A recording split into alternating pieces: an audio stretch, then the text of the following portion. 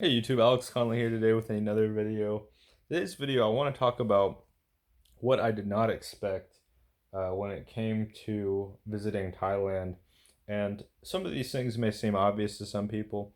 Some may gain something from this. So anyway, uh, first things first, I'm from the southern United States and it is in the middle of summer right now and it is hot.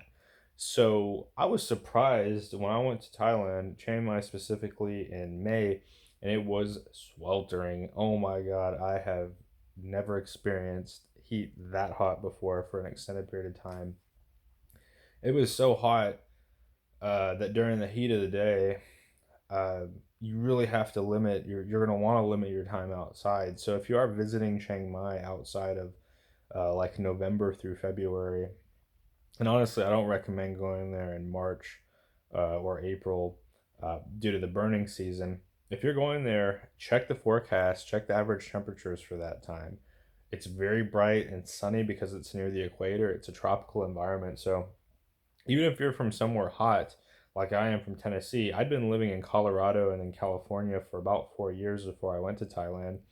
And so I was used to cooler weather. I mean, it was that much more hot to me just because even though I'm from Tennessee and I'm used to being in a lot of hot weather, I hadn't experienced extreme heat uh, for an extended period of time in years. I mean, I never went back to visit Tennessee in the summer when I was living away because I, didn't uh, wasn't prepared for the summer heat. But keep that in mind if you are trying to schedule or plan a trip to Thailand. That even if you're from somewhere hot and humid, it may be even hotter and more humid than where you're from.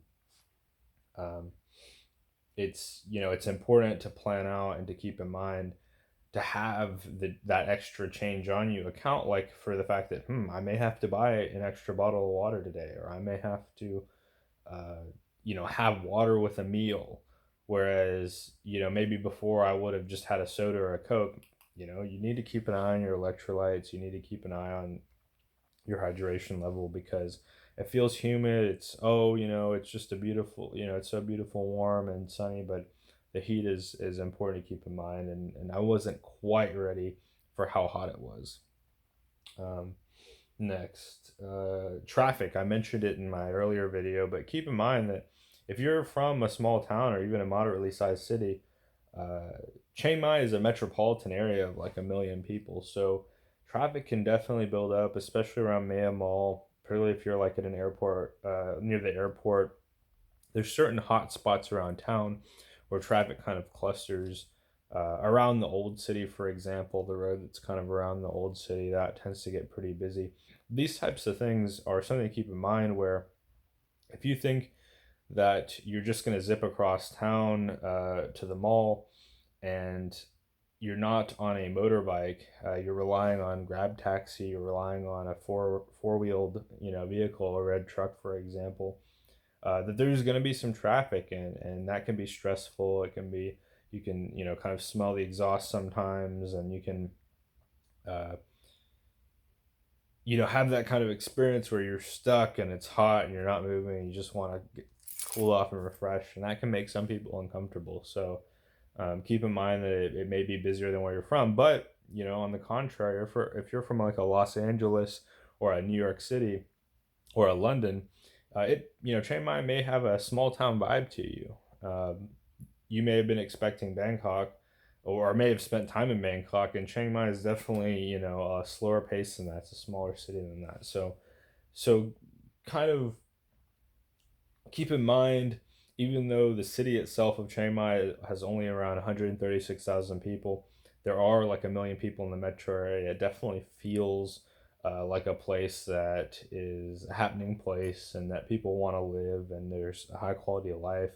And I kind of make this joke about traffic and crowds and things, and I say to myself, in some instances, if it wasn't a great place to live, there wouldn't be any traffic. If it wasn't attractive and a nice place to be, we wouldn't be competing with other people to experience this. So keep in mind, traffic may be worse than you expect, particularly if you're at a location and there's a tour group that comes through. That can turn a peaceful scene into a pretty busy and hectic place. That happened and can happen to you at a place like, say, Doi Sutep, where you think you've gotten to kind of a quiet area on Doi Sutep, and there'll be a busload of folks that roll up. So keep that in mind.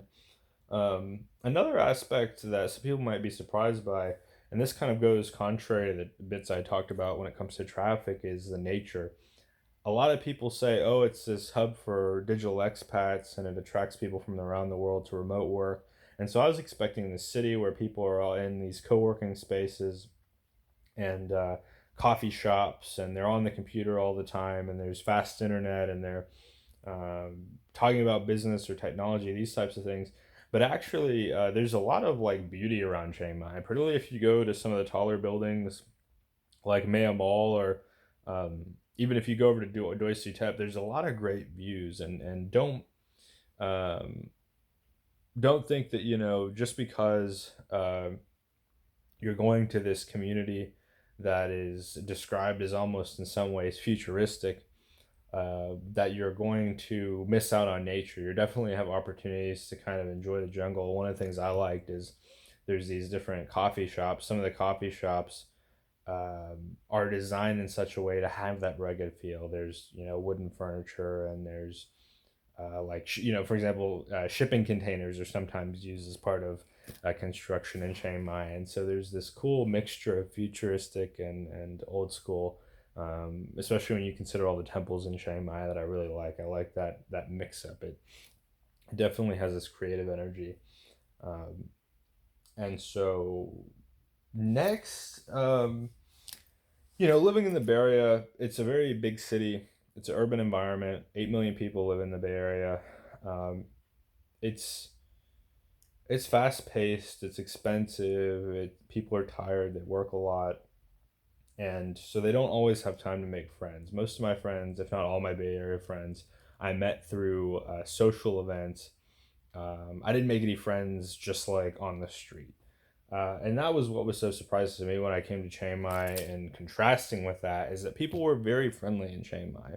There were several people where I would frequent their business uh, every other day, and they would get to know me a little bit, and we would communicate and smile, and say hello back and forth. And I'd use a translate app to try to kind of express what I was thinking.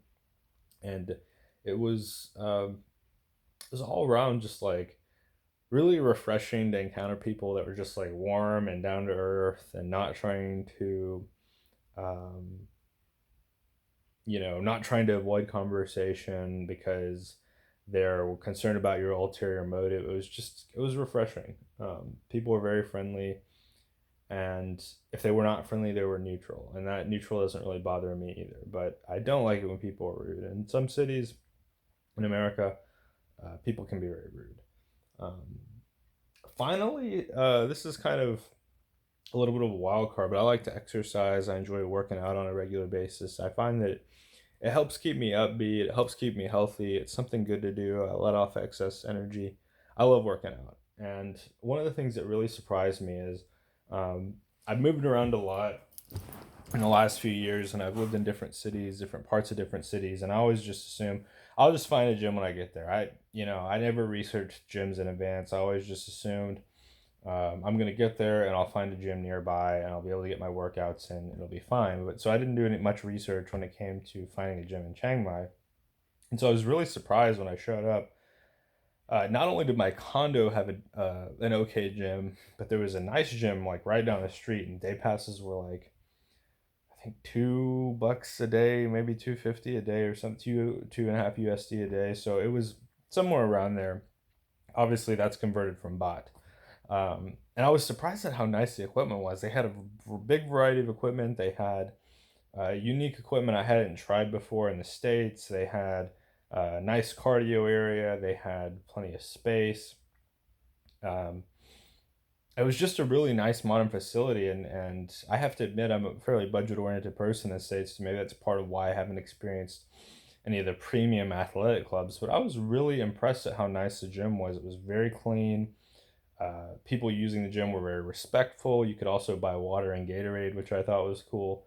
The trainers were nice. I didn't get this big macho tough guy vibe from people at the gym, so that was really refreshing. And I definitely will plan to return to that gym on my next trip to Chiang Mai. I thought it was a great experience, and I was just thrilled to find such a nice place to work out halfway around the world from where I'm from. So thank you for watching. These are just some of the things I listed, five things that I didn't expect when I went to Chiang Mai, and I was pleasantly surprised in these some of these ways, and some things may not be as pleasant. You know, I definitely am not big on traffic and the heat, but in exchange for those things, there's a lot of really nice things about Chiang Mai that are just trade-offs.